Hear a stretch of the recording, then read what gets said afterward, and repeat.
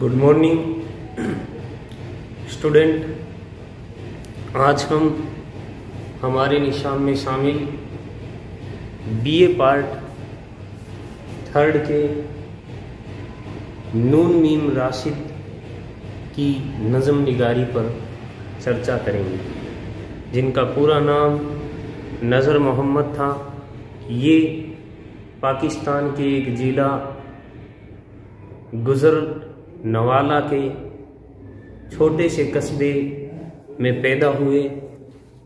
और चलिए तफसील से मैं आपके सामने इनकी हयात जावेदा पेश करने जा रहा हूँ। इनके बारे में तफसील से हम पढ़ेंगे।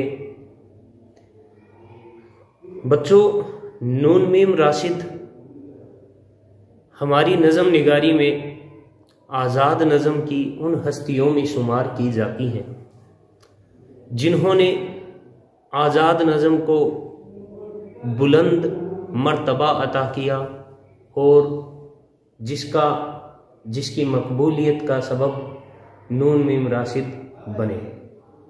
नून मीम राशिद ने उर्दू आज़ाद नज़म को जो मकाम अता किया, शायद वो मकाम कोई और आज़ाद नज़म को नहीं दिला पाते। इन्होंने आज़ाद नज़म को की जो ज़मीन थी उसको आसमान कर दिया। तो चलिए नून मीम राशिद की तहरीरी और उनकी जो कलाम है उसके पहलू पर हम चर्चा करेंगे। शुरू करते हैं हमारा आज का ये वीडियो यहीं से। देखिए, आज़ाद नज़म निगारों में नून मीम राशिद का नाम अहमियत का हामिल है। इन्होंने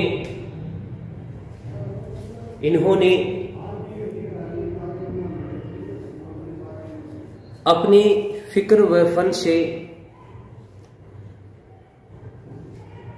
आज़ाद नज़म को उसकी कम सनी के आयाम ही में जवानी की जिस उठान से हमकिनार कर दिया और उसके इब्तदाई दौर ही में उसे जिस नुक्ताए अरूज तक पहुंचा दिया, उसकी बदौलत उन्होंने अपने लिए बकाए दवाम की सनद हासिल कर ली। राशिद ने आज़ाद नज़म को वो चाशनी अता की कि पुराने लोगों की शदीद मुखालिफतों के बावजूद वो नए जहनों के लिए मरकूब खातिर हो गई और इस तरह एक नामकबूल सिन्फ को मकबूल बना कर राशिद ने जो कारनामा अंजाम दिया उसकी नज़ीर मुश्किल से मिलेगी बकौल अजीज़ अहमद। देखिए, अजीज़ अहमद ने इनकी आज़ाद नज़म की निगारी के बारे में क्या कहा है। नून मीम राशिद का सबसे बड़ा कारनामा ये है कि इन्होंने आज़ाद नज़म को उर्दू में मकबूल किया। यानी नून मीम राशिद का जो कारनामा है, इन्होंने जो कारनामा अंजाम दिया वो ये है कि इन्होंने उर्दू आज़ाद नज़म को मकबूलियत। सैयद जाबिर अली अपने मजमून आज़ाद नज़म का इर्तिका में राशिद की तारीफ यूं करते हैं। उर्दू में आज़ाद नज़म और नून मीम राशिद। अजीज़ अहमद बयान करते हैं, सैयद जाबिर अली इनके बारे में बयान करते हैं कि उर्दू में आज़ाद नज़म और नून मीम राशिद का नाम एक ही सांस में आते हैं। उसे आज़ाद नज़म की खुशकिस्मती समझना चाहिए कि उसे राशिद जैसा ज़हीन और तिबा काफिला सालार मिला। ये कहना मुबालगा ना होगा कि राशिद की शख्सियत के बगैर उर्दू में आज़ाद नज़म की तरक्की एक ख्वाब परेशान होकर रह जाती। चलिए راشد کے ایک تعارف کر لیتے ہیں۔ تو راشد کا تعارف، راشد کا تعارف،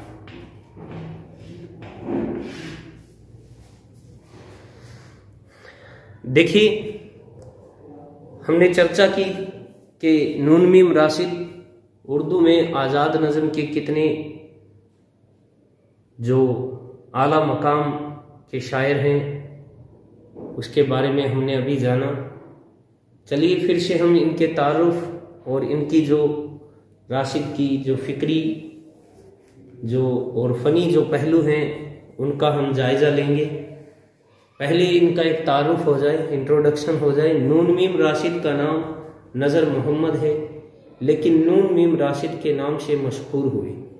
1910 عیسوی میں ضلع گجرانوالہ کے ایک قصبے اکال گڑھ میں پیدا ہوئے، بعد میں قصبہ علی پور چٹ کہلانے لگا۔ یہیں ابتدائی تعلیم ہوئی۔ کم عمری میں ہی شعر کہنے لگے۔ گلاب تخلص اختیار کیا۔ باپ اور دادا دونوں بہت اچھا شعری ذوق رکھتے تھے۔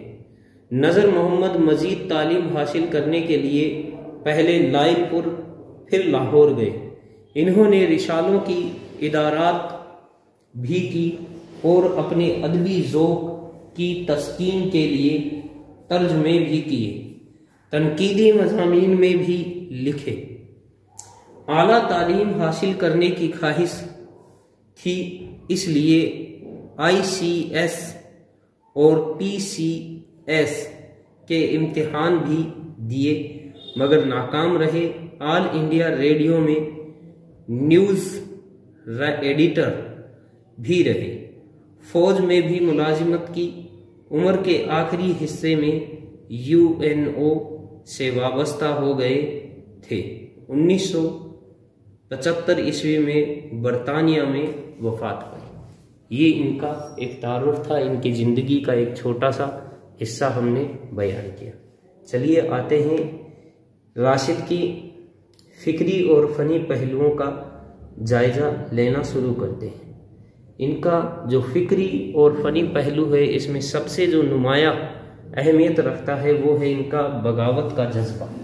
تو پہلا ان کا جو فکری پہلو ہے وہ ہے بغاوت کا جذبہ، ان کی بغاوت کا جذبہ۔ جیسے کہ لفظ بغاوت سے ہی ہمیں پتہ لگ رہا ہے، تو یہ جو اردو ادب کی یہ جو تحریک، یہ جو تحریر ہے، آزاد نظم جو یہ صنف ہے، اس صنف میں ہمیں ان کی بغاوت دیکھنے کو ملے گی۔ آزاد نظم نگاروں میں نون میم راشد کو ایک باغی شاعر کہا جاتا ہے۔ جیسے کہ ہم نے پہلے بھی ایک آزاد نظم میں باغی شاعر کو پڑھا تھا، میرا جی کو۔ اس کے علاوہ دوسرا اور باغی شاعر جو آزاد نظم میں یا یوں کہہ لیجئے باغی شاعر ہے، کیونکہ جو نظم نگار نظمیں کہہ رہے تھے ان میں ایک رواج چلا آ رہا تھا۔ اس روایت سے بغاوت ہی ان کو باغی شاعر کا مقام دلاتی ہے۔ خود راشد نے بھی اپنے آپ کو قدیم اشعاریہ بیان کا ادنا باغی کہا کر منکشرانہ فخر کا اظہار کیا ہے۔ راشد ہر لحاظ سے ایک جدید شاعر ہے۔ ان کے سوچنے کا ڈھنگ بھی نیا ہے، بات کہنے کا انداز بھی نیا ہے۔ ان کے فکر و احساس میں بھی ندرت اور انوکھا پن ہے، اور ان کی پیشکش میں جدت و انفرادیت پائی جاتی ہے۔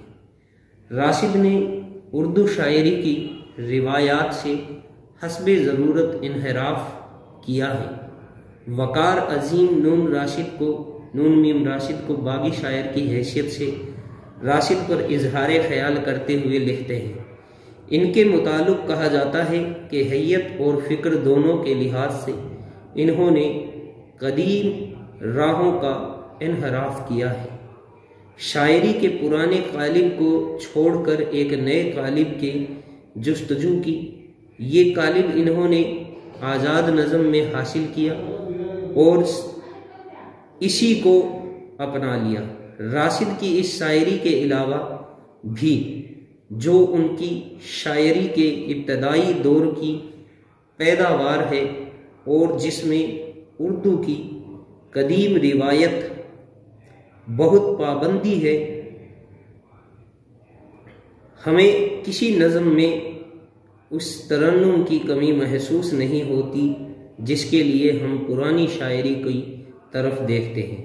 راشد نے پرانی شاعری کے وہ تمام انداز و اعتبار اپنے اندر سموئے ہیں جو اس کی دلکشی و رونائی کا باعث بنے۔ ان پر نہ صرف یہ ہے روایت کے گہرے اثرات ہیں، بلکہ انہوں نے اپنی جدت کو مقبول عام بنانے کے لیے اس روایت کا خاطر خواہ استعمال بھی کیا ہے۔ اگلی دوسری خوبی ہے روایت کی پابندی۔ پہلی خوبی تھی ان کی بغاوت کا جذبہ اور دوسری ہے ان کا پہلو روایت کی پابندی۔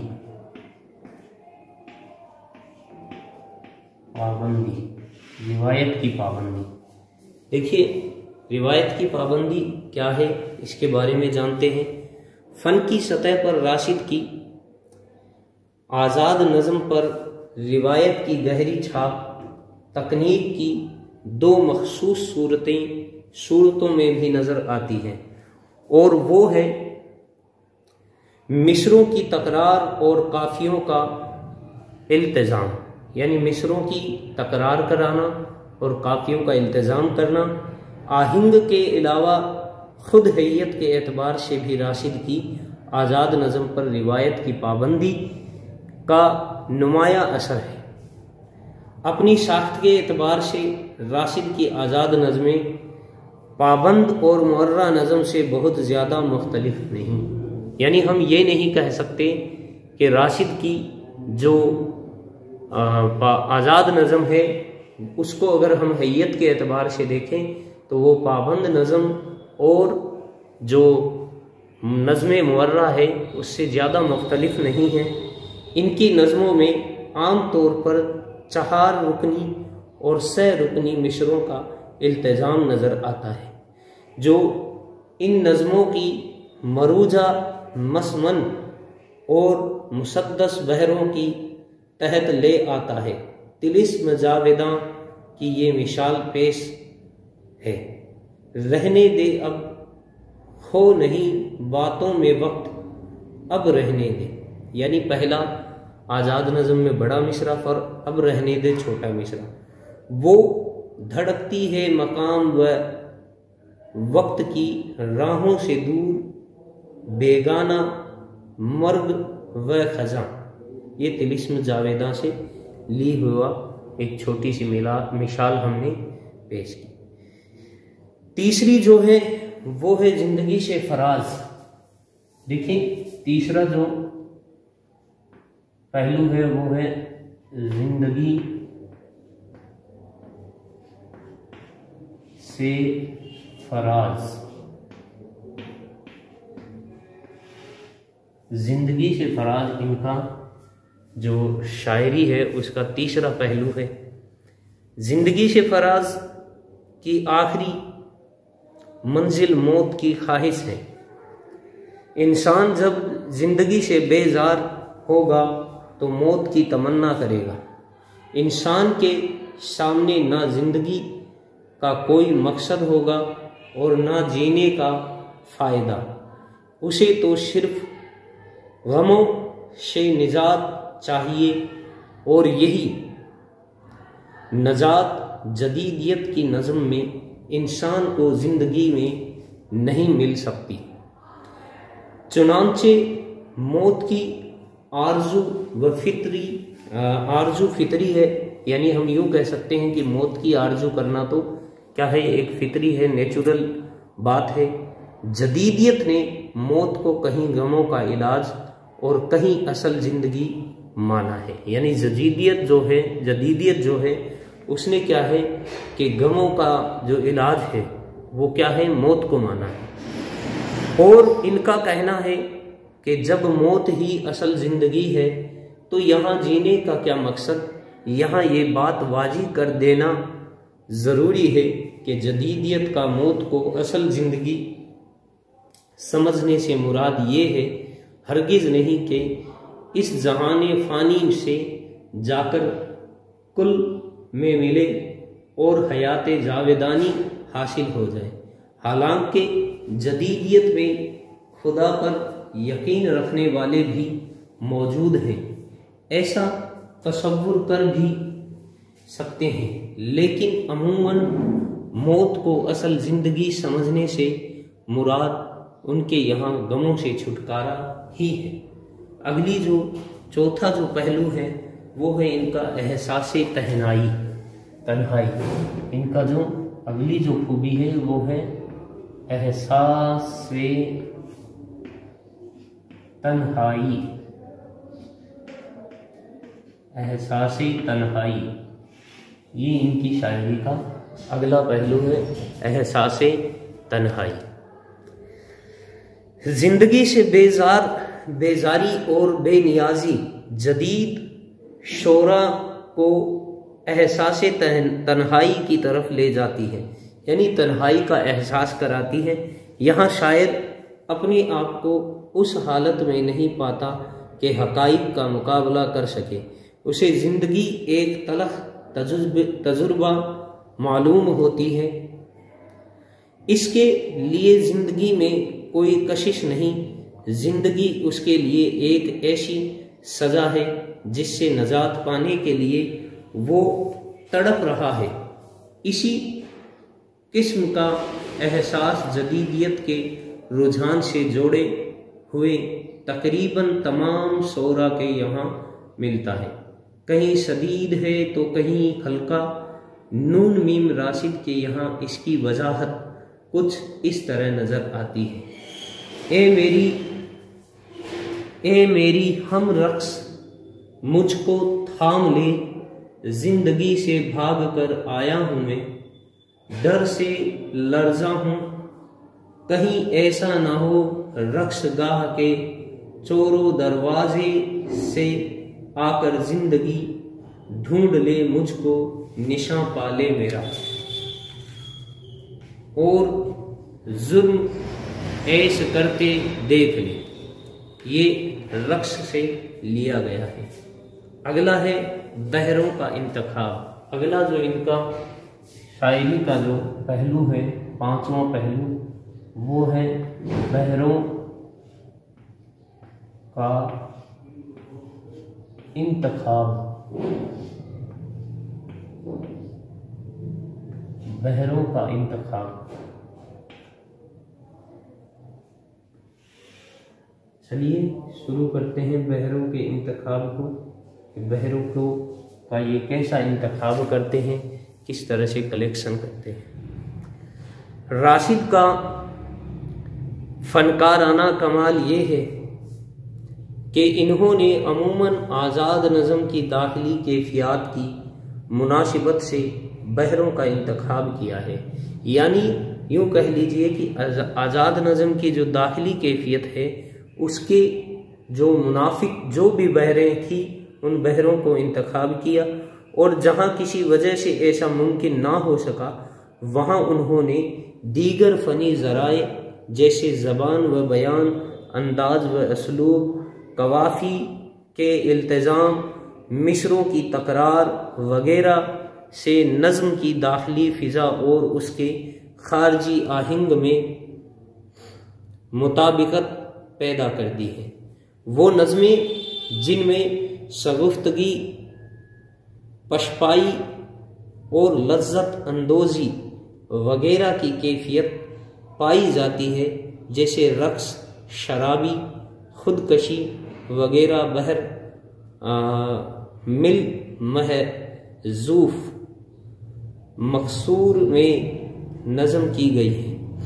ایسی نظمیں جن میں جھنجھلاہٹ، جارحیت، حرکت اور عمل کار فرما ہے، جیسے ان اتفاقات، گناہ، سیاہی وغیرہ بحر مل مضنون مقطوع میں لکھی گئی ہیں۔ دیکھیے سیاہی سے ایک شعر ملاحظہ ہو۔ دم بدم بڑھتے جاتے ہیں سر میدان رفیق، تو میرے ساتھ میری جان کہاں جائے گی۔ ایک اور طلسم جاویداں سے، رہنے دے اب کھو نہیں باتوں میں وقت، اب رہنے دے وقت کے اس مختصر لمحے کو دیکھ، تو اگر چاہے تو یہ بھی جاویداں ہو جائے گا، پھیل کر خود بے کراں ہو جائے گا۔ راشد نے ماورا کی 21 نظموں میں سے 11 پہلی بحر میں اور باقی دوسری میں منظوم کی ہیں۔ اگلا ہے ان کا چھٹا جو ہے وہ ہے قافیے کا التزام۔ چھٹا جو پہلو ہے وہ ہے قافیے کا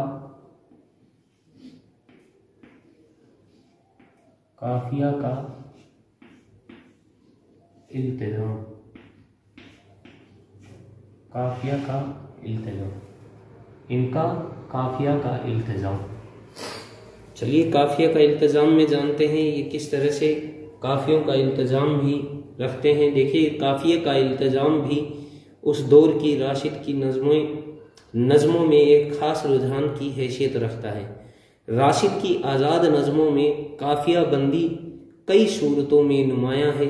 کبھی مثنوی کے انداز پر 2 مصرے ہم قافیہ ہوتے ہیں، کبھی اب کی ترتیب قوافی کے تحت متبادل مصروں میں ہم قوافیگی کی صورت آتی ہے، کبھی مسلسل کئی مصرے باہم مخفا ہوتے ہیں، اور کبھی ایک مصرے کا قافیہ کئی مصروں کے بعد نمودار ہوتا ہے۔ ماورا کی پہلی آزاد نظم جراعت پرواز میں قافیہ بندی کا یہ ٹھاٹ ملاحظہ فرمائی۔ چلیے شروع کرتے ہیں۔ ماورا کی جو پہلی آزاد نظم ہے جراعت پرواز۔ بجھ گئی شمع ضیا پوش جوانی میری، آج تک کی ہے کئی بار محبت میں نے، اشکوں اور آہوں سے لبریز ہیں روماں میرے، ہو گئی ختم کہانی میری۔ ان کی شاعری کا اگلا پہلو ہے ان کی جو زبان و بیان۔ تو چلیے ان کی شاعری کا 7واں جو پہلو ہے وہ ہے ان کی زبان و بیان۔ زبان و بیان ان کی شاعری کا 7واں پہلو۔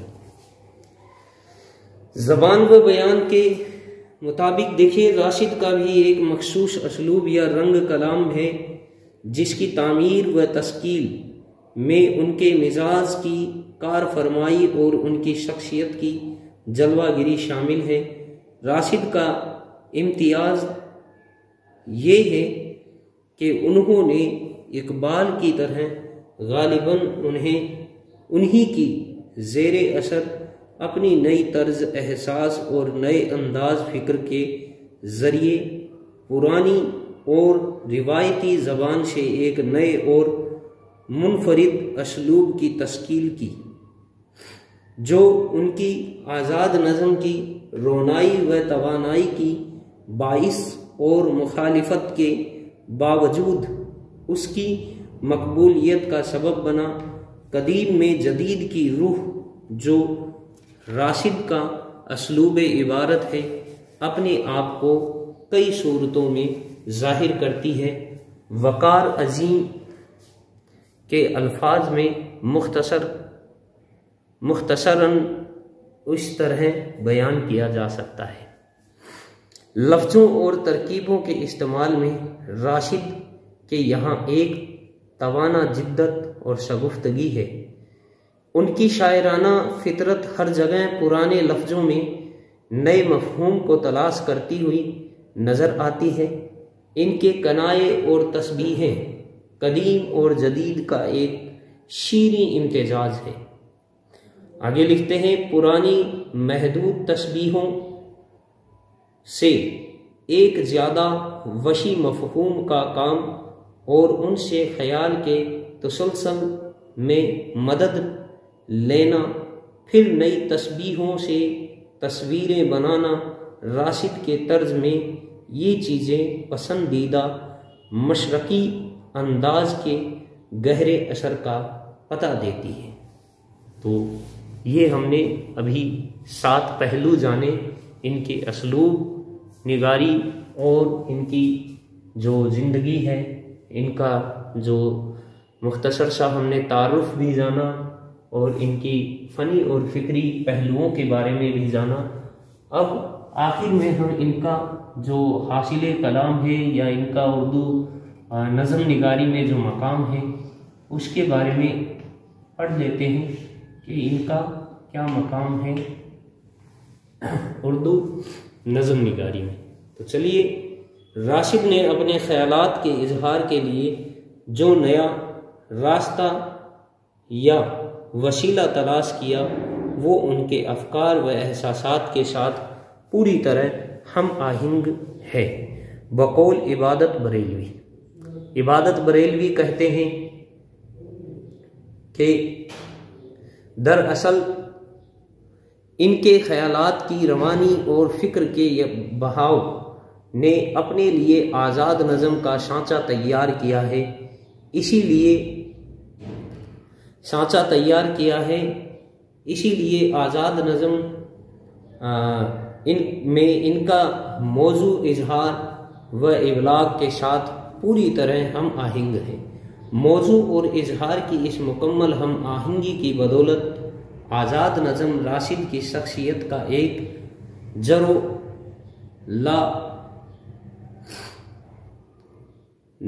ضرورہ نفق بن گئی ہے۔ راشد کی روح شعر نے مختلف وادیوں میں تھکنے کے بعد خود کو آزاد نظم کے قالب میں دریافت کر لیا اور اپنی حقیقت کے اس عرفان نے اسے زندہ و جاوید کر دیا۔ راشد نے پابند نظمیں بھی لکھی، سانٹ بھی نظم کیے اور غزلیں بھی کہیں، لیکن ان کی شہرت عام اور بقائے دوام کا انحصار بجا طور پر ان کی آزاد نظم پر ہے، جس نے اپنے ابتدائی ایام ہی میں وہ شہرت و مقبولیت حاصل کر لی جو اس کے خالق کے لیے باعث فخر اور دوسرے کسی بھی شاعر کے لیے قابل رشک ہو سکتی ہے۔ تو یہ آج کا ہمارا ٹاپک تھا، نون میم راشد کی آزاد نظم نگاری کے کچھ پہلو ہم نے جانے، ان کا اردو نظم نگاری میں مقام پر ہم نے چرچا کی، ان کا جائزہ لیا۔ تو آج کا ہمارا ٹاپک یہیں پر ختم ہوتا ہے۔